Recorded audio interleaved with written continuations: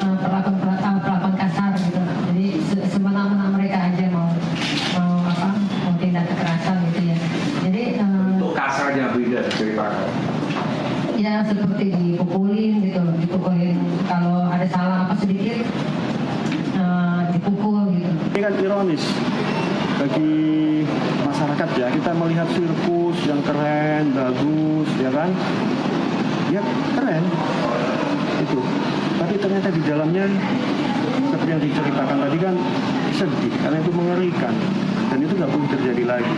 Apalagi sekarang sampai hari ini yang namanya Taman Safari Indonesia, padahal ini sudah diviralkan, tidak terbersit pengakuan bersalah. Seakan-akan tidak ada pelanggaran HAM di situ, tidak ada perbudakan, tidak ada kekejaman yang sudah pernah dilakukan kepada mantan pemain sirkus. Sehingga menurut Melalui kuasa hukum, mereka mendorong pemerintah membentuk tim pencari fakta untuk mengungkap dugaan pelanggaran HAM yang dilakukan oleh salah satu tempat wisata binatang di kawasan Cisarua, Bogor. NTV melaporkan. Kita bahas soal laporan ex pemain sirkus bersama para narasumber yang sudah terhubung melalui saluran Zoom. Yang pertama ada Wakil Menteri Hak Asasi Manusia Pak Mugianto. Selamat sore Pak Wamen. Selamat sore Mbak Nastiti. Baik, terima kasih sudah hadir Pak. Kemudian saya juga akan sapa Komisioner Komisi Nasional Perempuan Ibu Sundari Amir. Bu Sundari, apakah sudah bergabung? Baik, seperti yang kita tunggu Pak Wamen, saya izin terlebih dahulu untuk mengantarkan satu berita ini. Pemirsa, pengelola Taman Safari Indonesia keberatan disebut dalam pertemuan ex pemain sirkus dengan Wakil Menteri Hak Asasi Manusia pada Selasa lalu.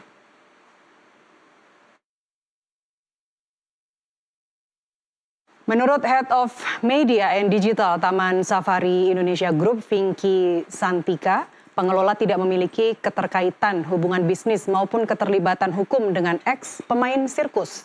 Taman Safari Indonesia Group menilai permasalahan sejumlah ex pemain sirkus bersifat pribadi dan tidak ada kaitannya dengan Taman Safari Indonesia Group secara kelembagaan.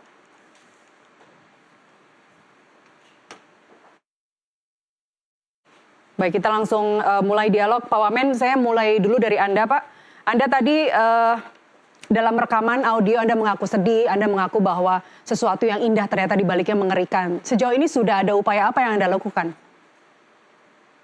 Setelah mendapatkan informasi dari kesaksian-kesaksian dari ibu-ibu yang kemarin datang ke Kementerian Hak Asasi Manusia, kami kemudian berkoordinasi dengan beberapa pihak di dalam pemerintahan, utamanya dengan Kementerian PPPA, Pemberdayaan Perempuan dan Perlindungan Anak. Karena kalau tidak salah teman-teman dari PPPA ini juga sudah bertemu dengan mereka. Baik, apa hasilnya Pak dengan Kementerian PPPA?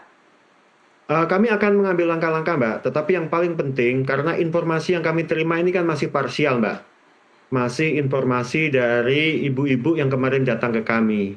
Baik. Nah, sementara ibu-ibu yang datang ke kami ini kan menyebut pihak lain sebagai pelaku atas apa yang kemarin mereka ceritakan, mereka alami di masa lalu. Jadi kami ingin mendapatkan informasi yang berimbang, yang lengkap dari pihak yang kemarin disebut-sebut oleh ibu-ibu itu.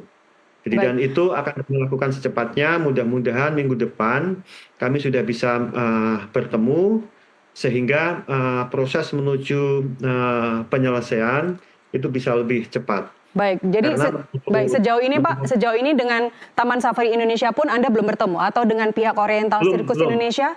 Belum pernah ketemu Mbak, belum pernah ketemu, tapi saya sudah koordinasi dengan Ibu Wamen PPPA karena sudah ada komunikasi dan kemungkinan dari Selasa atau Rabu kami akan berjumpa. Selasa atau Rabu berjumpa dengan? Dengan pihak Taman Safari Indonesia dan kami akan memanfaatkan kesempatan pertemuan tersebut sebaik-baiknya ya supaya informasi yang kami dapatkan itu benar-benar baik. Apakah pada hari Selasa atau Pak Wamen, apakah hari Selasa atau Rabu nanti pertemuan dengan pihak Taman Safari juga akan melibatkan para korban yang sudah melapor? Belum Mbak, jadi kami menurut saya kurang pas kalau mempertemukan mereka pada saat ini. Jadi secara terpisah setelah kemarin kami bertemu dengan ibu-ibu yang bercerita sebagai korban, maka di kesempatan selanjutnya kami akan bertemu dengan pihak yang lain dulu. Jadi setelah itu akan mempertemukan mereka atau ada hal-hal lain yang akan kami lakukan, itu nanti akan kami. Baik, jadi awalnya Selasa atau Rabu minggu depan itu Anda, Kementerian HAM dan juga Kementerian PPPA akan melakukan dialog dulu terhadap Taman Safari Indonesia, pihak dari Taman Safari Indonesia. Ada beberapa nama Pak dari Taman Safari Indonesia yang sudah disebut oleh para korban dan sudah beredar beritanya. Sejauh ini apa upaya yang dilakukan? Apakah memang akan menunggu proses dialog nanti hari Selasa atau Rabu itu? Apakah sebenarnya sudah ada program-program, sudah ada rencana untuk Ya, yang kami bayangkan ya, yang kami rencanakan dan ini kami diskusikan di kantor adalah ada hal mendesak yang perlu kita persiapkan, yang perlu kami persiapkan. Antara lain adalah misalnya untuk melakukan intervensi terhadap trauma yang mereka alami. Karena kalau dari cerita kemarin ya, Mbak Nah, Pak Wamen? penyiksaan. Pak Wamen, maaf, baru saja audionya tidak terdengar Pak, boleh diulang? Intervensi apa yang akan dilakukan? Ya, intervensi perlu segera dilakukan. Ada hal-hal yang perlu segera dilakukan. Antara lain adalah untuk melakukan intervensi terhadap trauma yang mereka alami. Jadi ketika kemarin ibu-ibu itu bertemu dengan kami, mereka menangis, mereka bercerita sambil menangis, meneteskan air mata, berhenti berbicara karena ya, saya sudah lama berinteraksi dengan para korban kekerasan, korban pelanggaran HAM dan lain-lain, dan saya tahu ini ada persoalan trauma dari ibu-ibu yang datang kemarin dan harus ada intervensi segera. Itu yang salah satu poin yang kami bahas juga dengan Kementerian PPPA dan mungkin nanti bisa melibatkan pihak-pihak lain. Tapi tentu saja hal tersebut juga harus nanti kita menunggu dari para korban, apakah mereka memang membutuhkan itu atau bagaimana. Itu yang pertama, Mbak. Yang kedua yang menurut saya juga penting ya, adalah ketika kemarin mereka mengatakan bahwa mereka kehilangan identitasnya. Mereka mengalami keterputusan komunikasi, relasi dengan keluarga mereka. Mereka tidak tahu mereka itu asalnya dari mana, keluarganya siapa, dan sebagainya. Beberapa sudah ketemu, tapi beberapa yang lain kemarin itu belum ketemu karena mereka mengatakan mereka diambil ketika mereka masih kecil. Ya, ketika mereka masih kecil diambil dari rumah atau diserahkan orang tuanya. Tapi setelah itu kan kemudian mereka incommunicado, tidak bisa berkomunikasi dengan keluarganya karena berada di dalam lokasi di tempat oriental sirkus karena latihan, kemudian show dan sebagainya, latihan lagi, latihan, show itu. Jadi Poin nomor 2 yang baru saja Anda sampaikan, Pak Wamen, ini kan artinya sudah berlangsung puluhan tahun. Saya nanti akan menanyakan kenapa korban baru melapor, mungkin sudah ada dialog antara Anda dengan para korban yang melapor secara langsung. Tapi dengan mereka dibawa sejak umur sangat belia sekali, umur 5 tahun bahkan. Selama sirkus itu berlangsung, apakah memang tidak ada upaya dari otoritas tempat untuk melindungi hak-hak mereka, para pemain sirkus ini? Nah, itu justru pertanyaannya. Tapi saya membayangkan ini konteksnya adalah Indonesia pada tahun 70-an, tahun 80-an ya. Ketika kita masih dalam situasi yang tertutup, kemudian diskurs soal hak asasi manusia juga tidak seperti sekarang. Sehingga bisa jadi mereka semua menganggap itu sebagai sesuatu yang kewajaran. Dan ini kan memang juga tertutup, Mbak. Tapi lebih dari itu, penting bagi kami itu untuk memastikan mendapatkan informasi yang lebih lengkap dan komprehensif dari pihak Taman Safari Indonesia yang kemarin dilaporkan. Apakah itu benar, mengapa ini dilakukan, dan sebagainya, dan sebagainya. Baik. Saya yakin ketika kami mendapatkan informasi dari kedua belah pihak, itu jalan menuju penyelesaian itu lebih memungkinkan untuk lebih visible, lebih bisa kita lihat. Koreksi jika saya salah, Pak Wamen, Taman Safari Indonesia baru beroperasi tahun 81. Kalau mereka sudah menjalankan sirkus dari tahun 70-an, apakah memang pihak yang menggunakan jasa mereka sebagai sirkus itu bukan hanya Taman Safari Indonesia saja? Saya menduga seperti itu, karena yang mereka sebutkan kan Oriental Circus Indonesia. Jadi mereka menyebut mereka ada di show di Lampung, ada di Bandung, di tempat-tempat lain.